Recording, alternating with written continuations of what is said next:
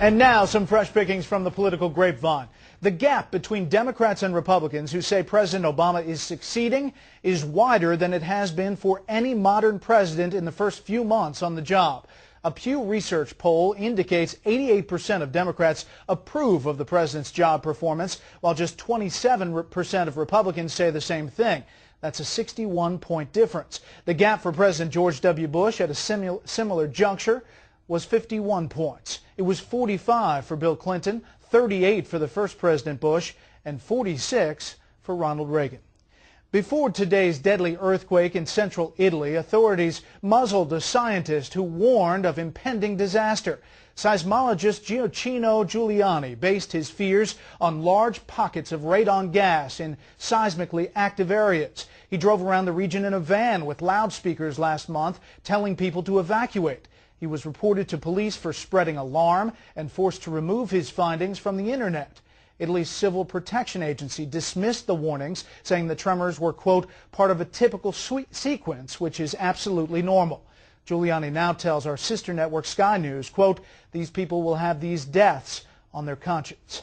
Italian Prime Minister Silvio Berlusconi is upset over what he calls slanderous reporting by the Italian media. The London Telegraph quotes him as saying, I don't want to say that I'm calling for direct and tough actions towards certain newspapers and members of the press, but frankly, I'm tempted. Italian media reported Berlusconi snubbed German Chancellor Angela Merkel Saturday by talking on his cell phone as NATO leaders gathered for a photo. Berlusconi later explained he was brokering a deal to minimize Turkish objections to the elevation of the Danish Prime Minister to NATO Secretary General. Reports also depicted Berlusconi as loudly shouting a greeting to President Obama at the start of the G20 summit in London, earning him a rebuke from the Queen of England, who turned around to ask, why does he have to shout? The president of the Italian Journalists Union says Berlusconi's threat against the media are, quote, words of an unprecedented seriousness. And a new environmental law in Washington state is turning some law-abiding citizens into smugglers. Spokane County is trying to reduce pollution by cracking down on dishwater detergents made with phosphates.